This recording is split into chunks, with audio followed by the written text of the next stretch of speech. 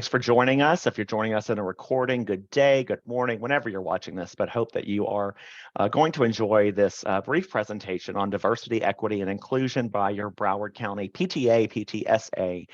As we get started, I want you to know that this presentation is really just a primer for diversity, equity, and inclusion.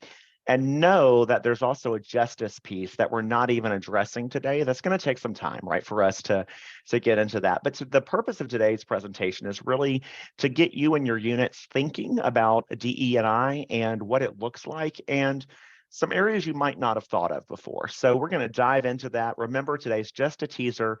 There is so much information and such good work that you can do with DE&I beyond this, and we will continue diving into that work as the year goes on. However, we want to get your brains kind of thinking about this in your units, considering what DE&I should look like. So let's jump in. We're going to discuss the definition of concepts of diversity, inclusion, and equity, and how they apply to your local PTA unit. We're going to analyze diversity, level of inclusion, and equity in membership, governance, programs, and advocacy in your PTA. So there are many areas as to where we want to be considering those DE&I descriptors. And then we'll look at a few strategies to increase diversity, inclusion, and equity in your PTA. And I want to give you a warning, or a caveat, might be a better word, as we get started, that really what those strategies are going to come from your individual unit based upon your individualized and differentiated needs. So remember, this is all responsive to what the needs of your unit are. Let's get right into the definition, because sometimes this gets a little tricky. But what are the definitions? Well, first, diversity is the representation and respect for people from different backgrounds and identities, right? So this is how people identify what their backgrounds are and respecting those and ensuring that they are part of your unit and part of your work. We'll get into what that looks like on a PTA level in a few moments. Inclusion is the actions, or are rather the actions, behaviors, and social norms that ensure that all people feel they're safe, they're welcomed, and they belong. So this is more than just an act of including someone on an invitation. It goes further than just what we do in our actions, but it also translates into how it makes the other side feel, or the individuals feel, and the climate and atmosphere that it creates. And then equity is providing fairness and resources, opportunities, and outcomes so that all communities get what they need to be engaged. That should say successfully. I just realized that I have an error there, but that should say successfully. So we use the word fairness here, and that might not be the best word, because equity doesn't mean that everyone gets the same treatment. It says that they get what they need in order to be successful. So one unit may have a specific need that another unit doesn't, or individuals within a unit may have needs that others don't. But the idea of equity means, are we actually ensuring that we are A, removing barriers, and B, providing resources that help every single person in our unit and even those outside to engage with our unit and the great work that we do. We're going to go into kind of what that means right now. I want us to kind of go back and remember, so the whole purpose of PTA, we do a lot of great stuff, and I couldn't name it all in one moment. However, what we do is primarily advocacy for children and families. And we have to understand that families, that's a very broad definition, and that not every family looks the same, and that some children are raised in environments that aren't necessarily biological families, right? So we have to consider what that looks like, but also understand our role as advocates, pardon me. So the first thing we want to look at is diversity. And what we look at, diversity becomes our strength. When we represent parents, caregivers, educators, communities of all children, that enables us to better really achieve that mission that I just spoke about advocating for all children and families.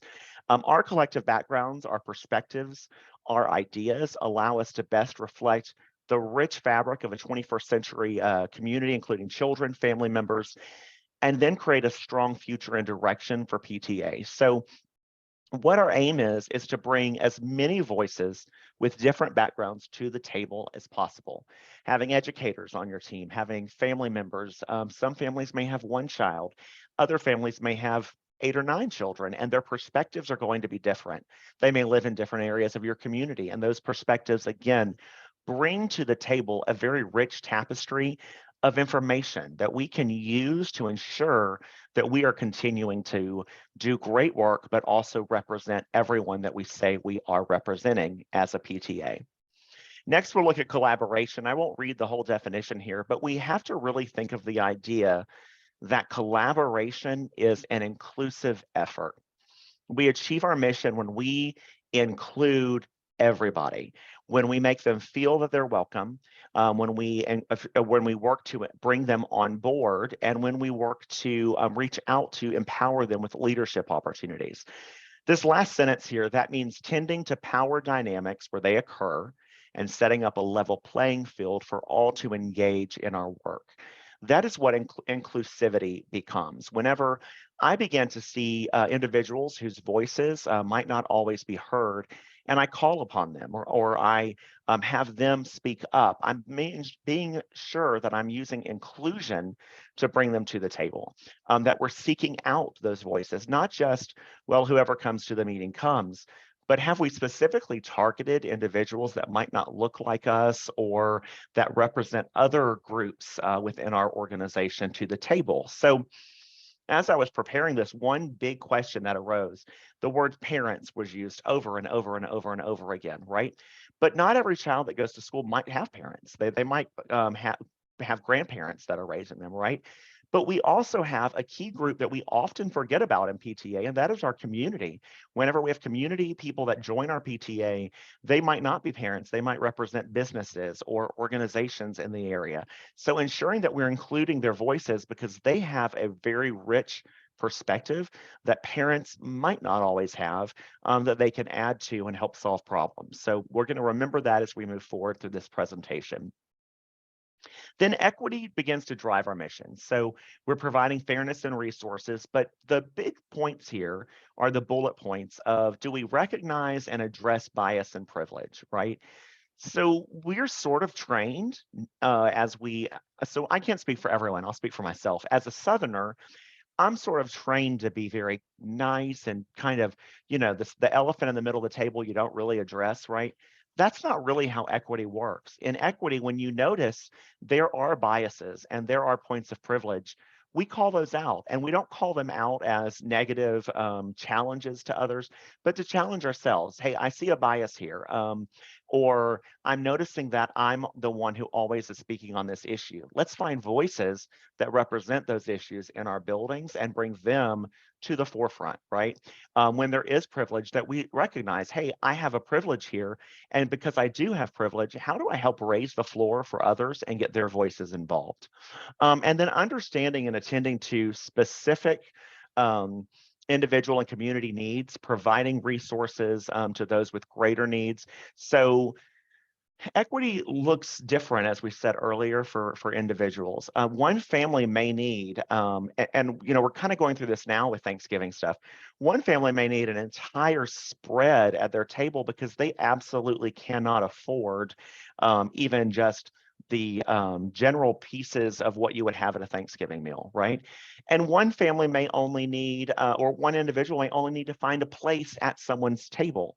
But when we find what those needs are and match individuals with the needs, we're beginning to do that work of equity. It doesn't mean we have to find the same solution for everyone, but we find solutions that meet the needs of individuals at the levels and the areas where they are. So let's kind of look at the DEI journey at PTA. I stole a lot of this, or I don't steal. So I borrowed a lot of this from our national organization because it really is good stuff. We often begin our journey in PTA, I know I did, in this color identity blind sort of area, right? Where we say, well, we're colorblind, I don't see color. Sometimes that's by design or default. We don't lift up issues of diversity. We might kind of ignore them because maybe we're scared of the conflicts or confrontations that it brings. Inclusion and equity sort of take a back seat. And this is really not a specific targeted intentional approach, right? And so what we want to do is get beyond that place of not seeing differences to where we do see differences and we honor and celebrate those differences. So, we'll use, and I've heard people use, I've used it whenever I began teaching, I don't see color.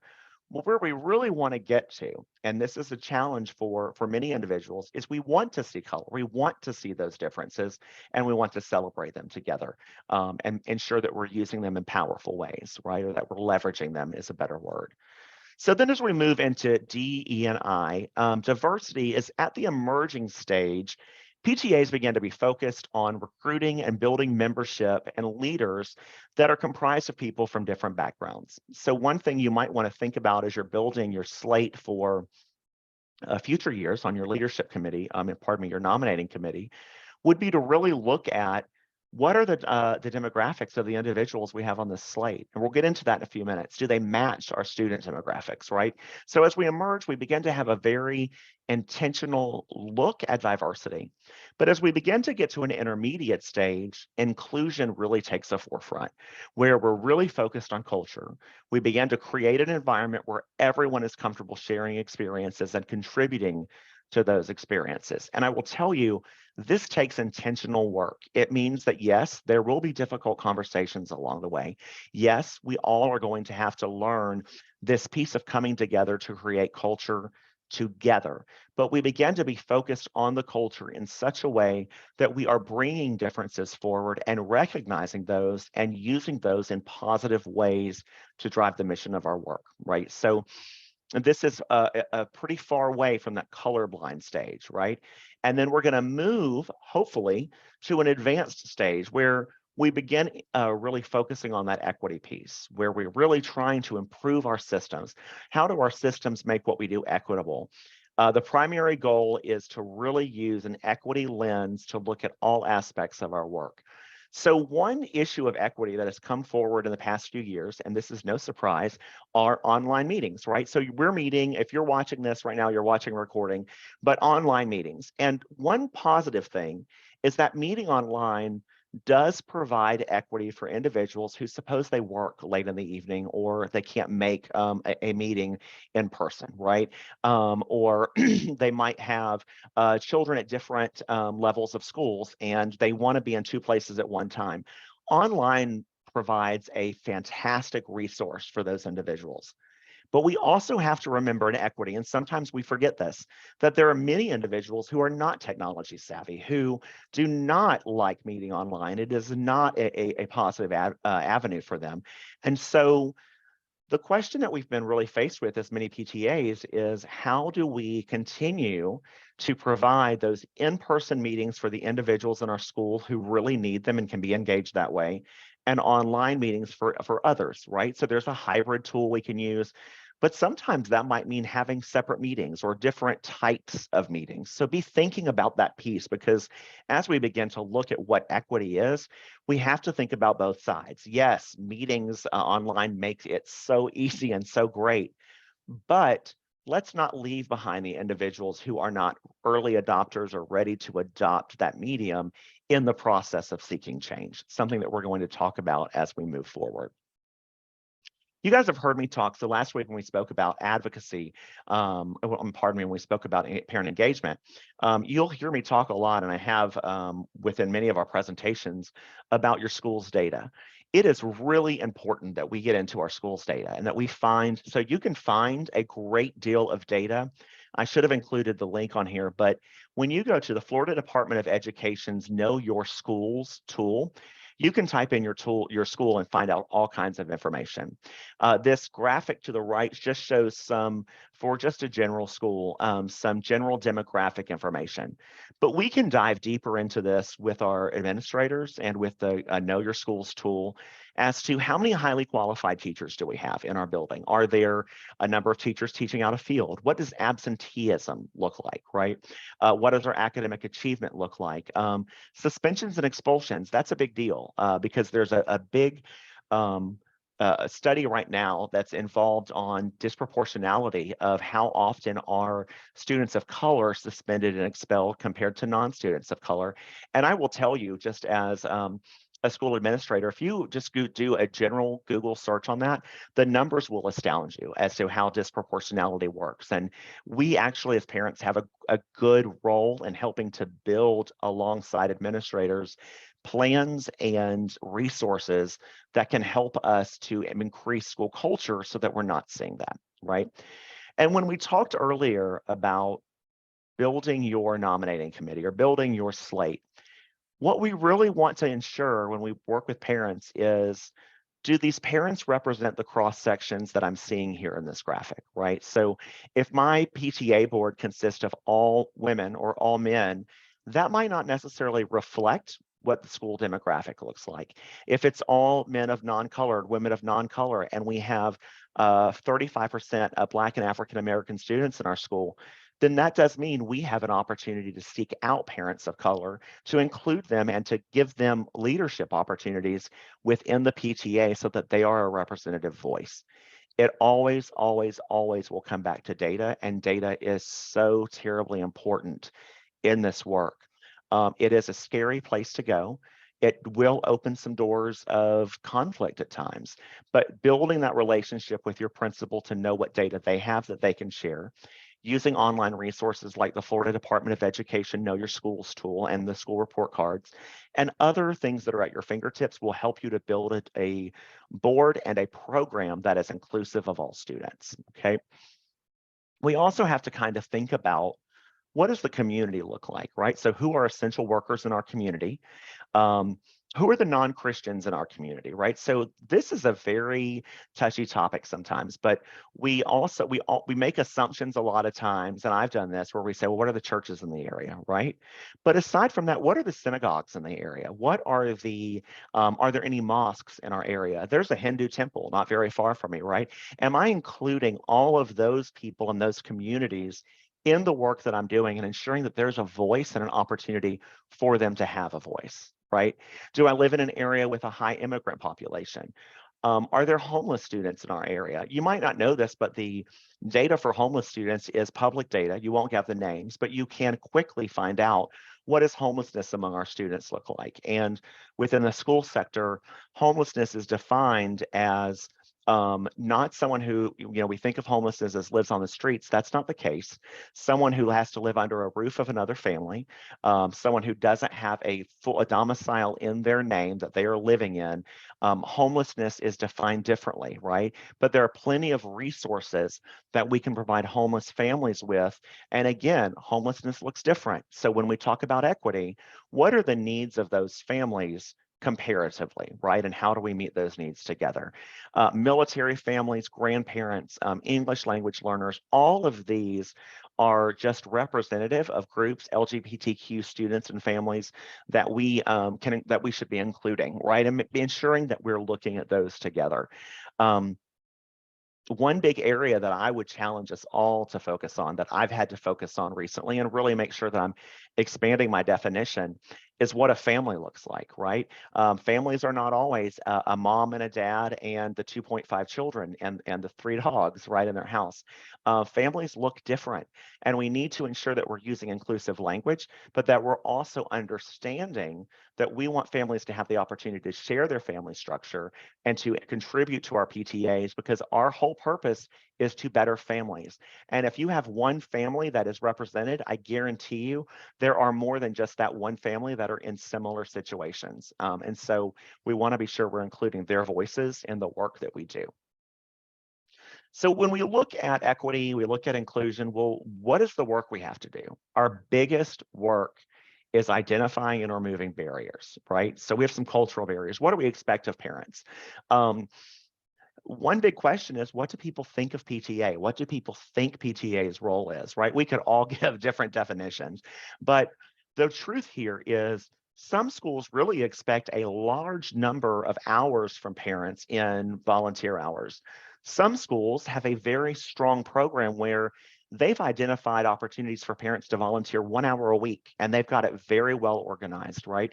So Thinking about what our expectations are and how we can meet the needs and availability of our parents is one barrier that we have the opportunity to resolve.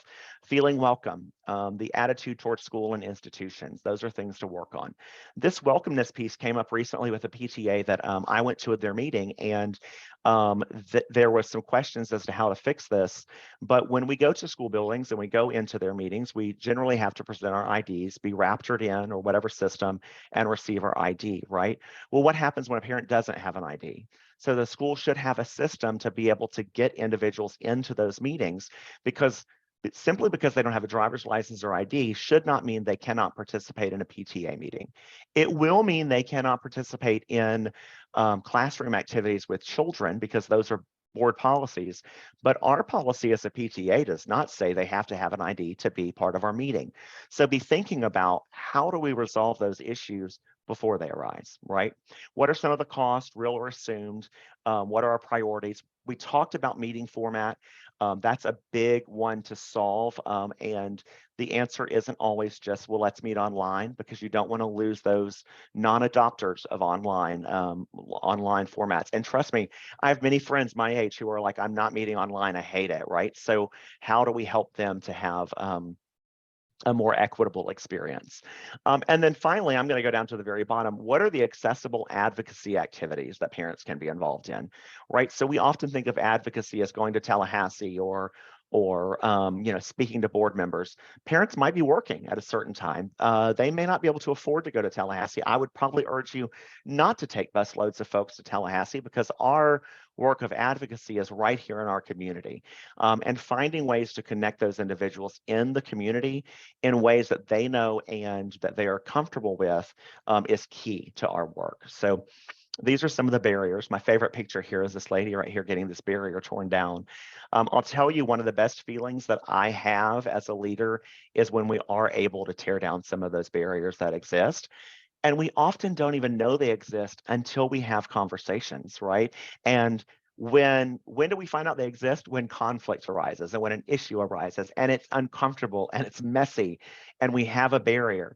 But I would urge all of us, as we've done here at County Council, and all of those on the call can tell you, lean into those conflicts as much as possible. Help us resolve them in diplomatic ways. And you will find yourself much like this lady here, getting that barrier torn down. And it is one of the best feelings when we do so, knowing that we are continuing to empower our families and children.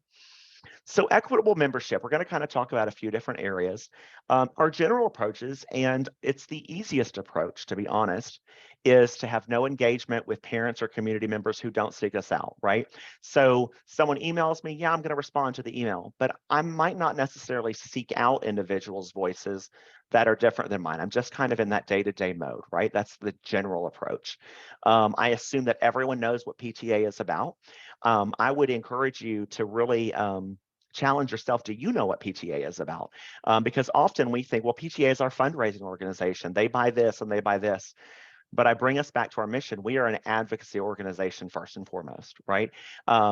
I spoke to someone at my office about PTA, and their exact words, and I hate to say it, but it's something I have to think about, is, well, that's a clique. Well, it's not really a clique. It shouldn't be a clique. That is not what PTA is and is meant to be. PTA is meant to be for every single child and family. And so when you hear feedback like that, it's uncomfortable to hear, but it's good to know what are their perceptions so that we can work equitably to change those perceptions. And we talked about data. A general approach is just not using data. Just here's what I see, so I'm going to go with it, right? But I don't see all people at all times. So looking at my data really provides an equitable approach. Here's some ideas. Ask everyone to join the PTA. All parents should be part of your PTA. All families part of that PTA. Your community leaders, community members who are there, getting them to be part of the PTA. If you are a PTSA, all students should be welcome and a part of your PTSA, right? Let's not forget their voice.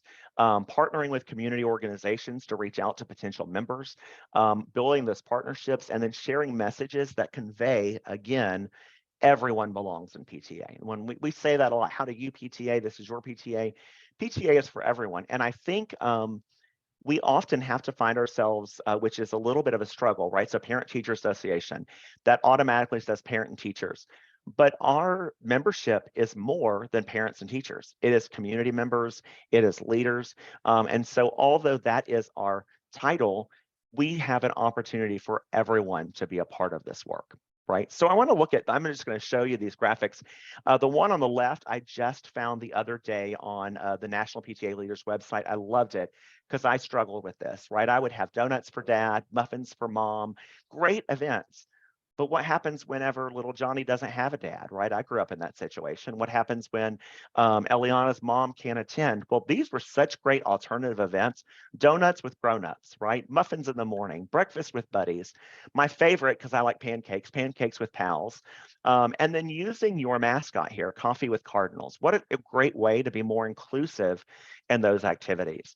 National PTA has put out some advertisements recently that I found within the web where it talks about PTA being for moms, right? And it did start for moms, but PTA is for moms, dads, grandparents, caregivers, community members. Like they begin to really identify all of those core groups that are a part of it. And we often have talked before about school activities, PTA being sort of the purveyor of school activities. But really, PTA should be the purveyor of school advocacy, which is a much larger rock, a bigger rock that we're trying to move. And yeah, activities matter. We're going to host great events. We're going to do what we need to do. But the purpose of those events and those activities is to continually advocate for children and families, whether it is through hands-on support and parents being involved in a parent training, providing curriculum in their hands, giving them the knowledge that they need. Whatever our goal is, the result is always school advocacy, right? And so I love here where it says, we've been fighting as student advocates for over 120 years. We're going to continue that work. That's our mission. And that is where we're moving forward to with our equity work. Okay. Equitable governance. So in governance, how do we govern where we are, right? A lot of units, and this is really common, and I'm not slamming anyone because my units were here too, right? Where we kind of rotate the same PTA leaders. Well, it's been 2 years. Chris can't be treasurer anymore. Let's move him over to VP and let's do this. And granted, that keeps your PTA moving. I'm not going to fault you for that. It keeps your PTA, what's the word I'm hunting for? Active, and it keeps it working.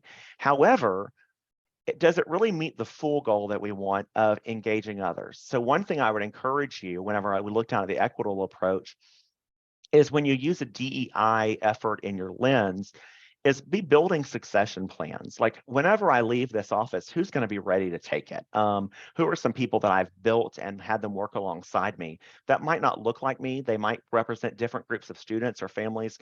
Building that pipeline for them, right? Having an intentional succession plan that looks at equity and inclusion is such a strong way to have your governance mirror your student demographics and mirror your school community. When the nominating committee, just ask people they know, hey, I know Martha, let's get her to run, right? But often you might not know that there are people in your community, like one unit that I know recently intentionally found a CPA to be their treasurer. What a great CPA grandparent. What a great use of that diverse skill set to include them, right? And then planning just a couple of activities around diversity. We really care about diversity. We want to make sure that we get that out there. So we're just going to plan a few activities, right? Those are general approaches, but when your DEI committee consults with almost all of your committees and helps provide a framework and really some critical thinking, and they look through your bylaws for requirements that might limit diversity, or they look through your policies and procedures, how are we limiting diversity here? And they change those, they help to be a part of the change. That's when we're becoming more equitable. So something to think about there through your governance lens. Now, oops, let's go back. Pardon me. So looking at programs are, how do I word? So programs are the, advocacy is what we do. I'm going to kind of say it this way. Advocacy is what we do always. Programs are often how we do it, right? Our programs and our initiatives are what we use to do that advocacy work. So a general approach is often, well, your committee hosts the same programs each year, right? We have a skeleton calendar. Every year we do a fun run and we buy the agendas and you just kind of follow that same plan every year. Well, it gets the work done of PTA. It gets resources in the hands of students. We have a family reading night, and Oh, Beach Week is coming up, so we're going to give tips for Beach Week. Very general approaches, right? Because we are not really responding to the data, which really here you'd want to look at academic data. We're not very much kind of changing some of the lineup based upon what new needs are in a new era. We're just kind of moving forward and doing what we've always done. That's a general approach. But when we really begin looking at equity, when we build a family reading night, what we would begin to really think about is active parent participation. What are the activities we've built in for parents that they're going to be active in this participation? Not sitting and just listening. Like right now, probably there's a lot more equity that could go into this presentation, not going to lie, because active participation builds that equity, right? What am I doing to support my EL families that they are not proficient in English? Have we provided translation services for them? Have we provided separate materials for their learning? Giving take-home activities and feedback opportunities, keeping things relative, and then being responsive and evolving between years. So we are right now, and one thing I would urge us to always think about in building our programs for this year and the years beyond, we have new legislation that has really changed the work of teachers and what they can and cannot do. We have a culture right now that is very much challenging the work of equity and providing new barriers that we need to think through. And we have a lot of individuals in leadership within school boards and legislatures and even in the governor's office that we can spend time helping to educate and advocate for our students with them, right? Based upon the data that we have. So as we're building those programs, digging deeper than just what we normally do, and it's more than just, well, what's a fun activity? It gets into how can I respond to our data-based needs and our cultural and current societal needs to ensure that the program for this year really hits the mark, right? So I'm not just giving tips for Beach Week, but I'm providing tips for FSA Week for parents that meet them at their area or their, for level 1 students, what have we provided academically for them? And this takes partnership 100% with your principals and your assistant principals in your building to make sure that you are targeting those areas that have been identified, right? And it will take some crucial conversations along the way. It's good work that can be done, and it takes some intentionality. Now, we're closing out. We're getting close, right? It hasn't been a long presentation, and that's because, as I said, this is a primer. It's just to get you thinking about diversity, equity, and inclusion. And what I would like for your units to do from here, it would be great if every officer would watch this, begin thinking about diversity, equity, and inclusion, and then identifying within their work, what are some of the barriers that exist to participation. I'll give you some as a treasurer. So if we are at an event where we don't accept cash, I don't know that we would be there, but we don't accept cash, have we created a barrier for families that might not have checks or credit cards? If your uniform, so this is something that is an equity issue. If uniforms are only sold online and there is no opportunity to purchase them through cash or a check or another method, there's no form. Are you really being equitable to all families? What about those families that don't have credit cards or debit cards to use? What about families that don't have internet access? Have we helped connect them with some of the services like what Comcast offers with their Comcast Essentials? I don't work for them, don't worry. This is just something that I am promoting as a Title I advocate, but we can connect them with free to reduced internet services, right? So how do we work beyond our limits to really, or barriers to build some equity for families? That's what I want this presentation to do for you, is to get you thinking there. Connect with us at Broward County Council, either through Facebook, Twitter, or on our website. When you have questions about, hey, I've got an equity issue, we love to discuss those among our team because we love kind of figuring out some great innovative solutions. So contact us, let us know what your questions are. The president's email address, Sharon Paslowski, who is on the call with us now, is their president, Broward PTSA. Mine is VP Leadership at Broward PTSA. Again, my name is Chris Cantor. I'm your Vice President for Leadership. We want to encourage you to just be thinking, and this is work that takes stages. So be thinking about this. Have these conversations among your team. There is not a one-size solution for everyone. And there are some things that might seem like a solution that you're going to run them and you're going to go, uh-oh, wait a minute, that wasn't a solution at all. We've just caused a concern or an issue, right? And I'll end by saying this. One thing that I would encourage all of us to really consider are our communication platforms, right? So if we're using platforms like Teams, and that's all we use, and no one has access, but we're not communicating through email and paper flyers, right? I hate paper, but there are some families that that's the way we have to communicate. That's the best way. Survey those individuals. Make sure that you're being as equitable as possible, because at the end of the day, our goal is to do what we have to do to engage people in this work, because in 2022, going in 2023, I'm going to pontificate for a minute, it is the most needed work that we have ahead of us, is to advocate for every single child and every single family. And we can only do that when we have been using a DE&I lens and when we're collaborating back and forth to make that work happen. I know we're recording, don't see anyone else on our call other than our Broward County folks.